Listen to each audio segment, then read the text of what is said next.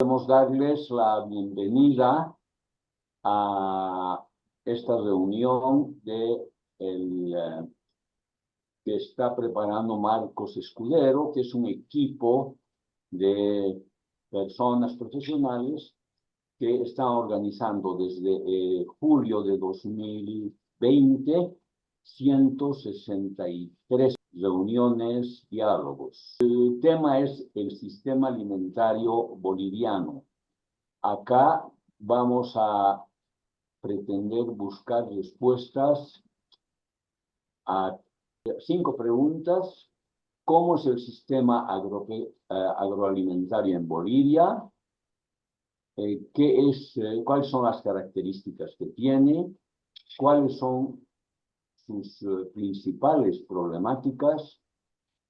Emergen nuevas formas de producción y abastecimiento, y finalmente cómo opera y qué potencialidades tiene. En esta oportunidad viene ahora el comentario de Gonzalo Flores, quien es muy entendido en esto y seguramente que va a contribuir a entender mejor la problemática que estamos tratando. Adelante, Gonzalo. Bueno, es un placer estar con ustedes. Bueno, es una suerte que hayan intelectuales que están preocupados por la agricultura, ¿no? A diferencia de otros sectores donde no hay intelectuales, por ejemplo, en la educación, muy pocos, casi nada, ¿no? En la industria igualmente. Pero en la agricultura encontramos intelectuales, hay ONGs, hay centros de investigación, etcétera, que creo que eso marca una diferencia. Yo no encuentro que haya necesidad de anteponer unas ideas a las ideas que ha presentado Julio. Más bien, lo que ha presentado él me sugieren una serie de temas que voy a exponer más o menos en cierto desorden, ¿no? La primera cosa que a mí se me viene a la cabeza es que a mí no me sorprende en absoluto que la importancia de la agricultura familiar esté disminuyendo. Tiene que disminuir, y la población rural también tiene que disminuir, porque es lo que ha pasado naturalmente en todos los países que se han desarrollado. No existe ningún país que se haya desarrollado donde la población rural haya sido cada vez más. ¿Por qué? Porque las productividades son cada vez más altas, entonces se necesita menos gente para producir incluso más cantidades de producto, alimentos, fibras, etcétera. Y entonces, por ese motivo, la agricultura familiar va bajando de proporción, también por otras variables, ¿no? No creo que es verdad eso de que los campesinos producen a costos más altos que sus precios de venta, porque si fuera así, quiere decir que no tienen la menor idea del negocio que están haciendo. Cualquier agricultor sabe cuánto le cuesta producir y a cómo está vendiendo y si está perdiendo o está ganando, ¿no? Entonces, yo creo que ahí hay un mito. Lo que pasa es que la agricultura familiar no hace solamente agricultura, hace también servicios, comercio y otras cosas que le permiten vender incluso cuando los precios agrícolas están bajos, ¿no? Un punto que a mí me ha siempre llamado la atención es la agricultura familiar produce la mayoría de alimentos, ¿no? Yo no sé si es verdad o es falso, ¿no? Pero yo creo que hay que ser muy cuidadoso con eso, porque generalmente se calcula por peso, ¿no? Por volumen. Ok, muy bien, pero les cuento que una cosa es una tonelada de quinoa y otra cosa es una tonelada de café. Las dos son toneladas, pero una tiene un altísimo poder nutritivo, la otra prácticamente no tiene nada. Y mutatis mutandis, lo mismo con los demás alimentos. Entonces, no se puede comparar toneladas con toneladas así nomás. Yo creo que todos los estudios donde intentan asignar un cierto peso a la agricultura familiar, grande o pequeño, caen en ese error que me parece inmenso, ¿no? La caña de azúcar es pues pesadísima, ¿no es cierto? Claro que lo es. Otra cuestión que me viene a la cabeza y me incomoda un poco es el tema de la estadística agropecuaria.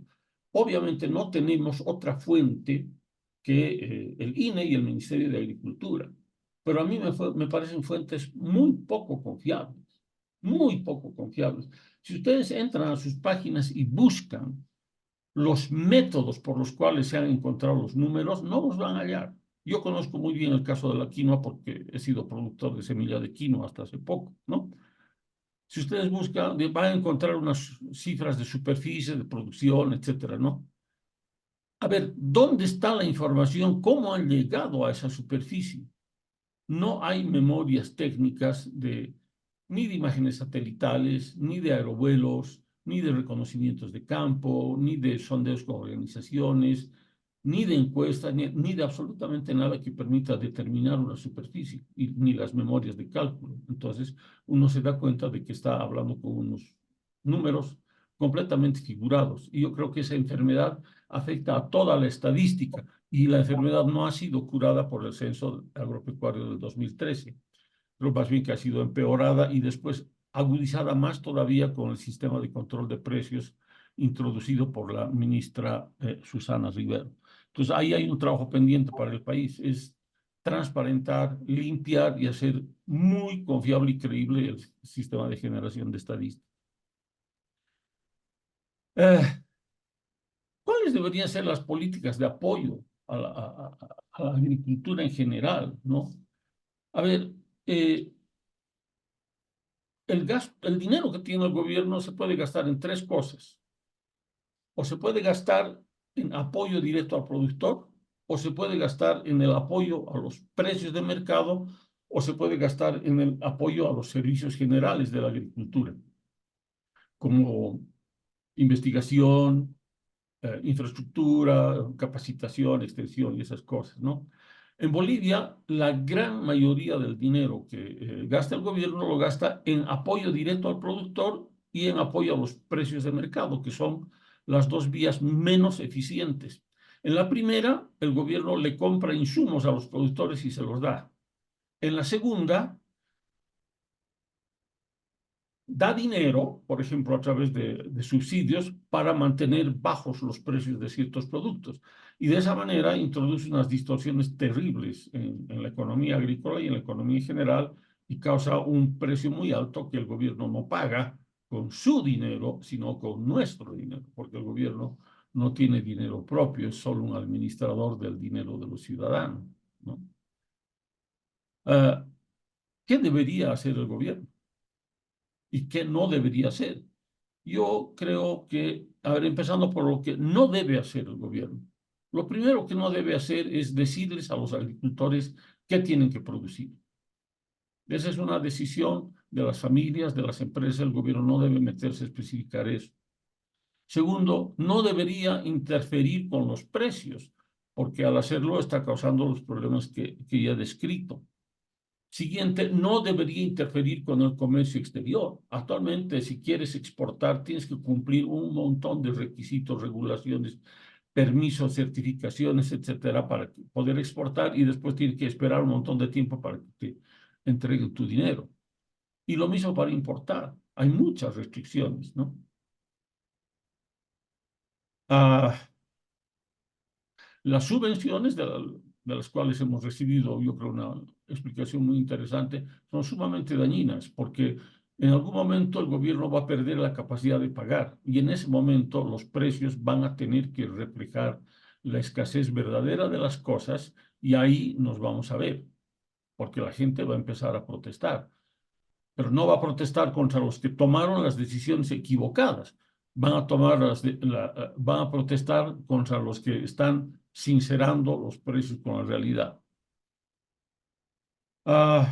Otra cosa que el gobierno no debería hacer es ser agricultor, ganadero, pescador o procesador él mismo. A mí me preocupa muchísimo la cantidad de actividades de producción directa en la que se ha metido el gobierno, ¿no? Escribí un artículo hace algunos meses que se llama Monstruos Agropecuarios, que es sobre estas empresas agropecuarias que está instalando el gobierno. De todo, ya sin ton ni son. Cada 15 días inauguran una planta, pero no empiezan la producción. Inauguran las obras civiles, tal vez ya han instalado algunas cosas, pero no han empezado a producir. Lo peor de todo es que no son sostenibles. Se hacen con dinero público que se va a perder y los que manejan esas fábricas no tienen los incentivos para llegar a buenos resultados. están interfiriendo totalmente con la actividad de los verdaderos productores agropecuarios de todo tamaño. He encontrado incluso que las Fuerzas Armadas tienen empresas agropecuarias. Tienen empresas que producen arroz, que producen caña y que producen ganado, y todas a pérdida. Entonces, esa es una cosa que no podemos aceptar como ciudadanos y tampoco como analistas, ¿no? Bueno, entonces, ¿qué debería hacer el gobierno? A mí me parece que muy pocas cosas. En primer lugar, debería garantizar los derechos de propiedad, sobre todo y en primer lugar de la tierra, ¿no? Están muy mal los derechos de propiedad. Los agricultores de pequeña escala no pueden vender sus tierras, no las pueden alquilar, no las pueden hipotecar, y eso les impide sacar el mejor provecho de sus tierras, ¿no? Mucha gente quisiera alquilarlas o venderlas para cambiar de actividad. No lo puede hacer porque hay una batería enorme de normas que les impiden eso, además de una serie de restricciones culturales, comunidades, etcétera, ¿no? Es un problema, porque la tierra es un factor de producción, no es un insumo, y debería poder fluir libremente hacia los que les pueden dar el mejor uso posible. Los incendios, ¿no?, y la deforestación se explican en gran medida porque unos quieren tener tierra y para eso están obligados a destruir bosques sobre los cuales no tienen propiedad. La destrucción del bosque es una manera de conseguir propiedad sobre la tierra agrícola y para venderla, no se deforesta para cultivar. Tengo aquí un cuadro, casualmente, en los últimos años se ha deforestado 6,5 millones de hectáreas, pero no ha habido un incremento de 6,5 millones de hectáreas en la superficie cultivada. El incremento habrá sido de 1,5. Entonces quiere decir que aproximadamente 5 millones de hectáreas, 5 millones de hectáreas han sido destruidas únicamente para especulación con bienes raíces. Entonces hay un problema con los derechos de propiedad y deben ser establecidos con claridad para poder proteger los recursos naturales en primer lugar y facilitar las inversiones. Otra cosa que debe hacer el gobierno es pues garantizar la aplicación de justicia, ¿no es cierto? Justicia rápida en los temas de linderos, de avasallamientos, de abigeato, de todas estas cosas. Menos regulaciones porque están invadiendo el sector y cada vez que uno quiere hacer una empresa o exportar medio quintal de espárragos tiene que llenar una cantidad de formularios que son apabullantes y impiden la actividad. Y sobre todo el gobierno debería invertir en servicios generales, mejorar la infraestructura, sobre todo la infraestructura productiva, investigación, comunicación, educación del agricultor, apertura de mercados, que es tan importante, y creo que podríamos obtener muchos resultados. A mí me ha gustado mucho ver el trabajo de Julio, veo que sigue profundizando sobre temas agropecuarios, agricultura familiar, pues espero ver pronto nuevos trabajos suyos. Muchas gracias.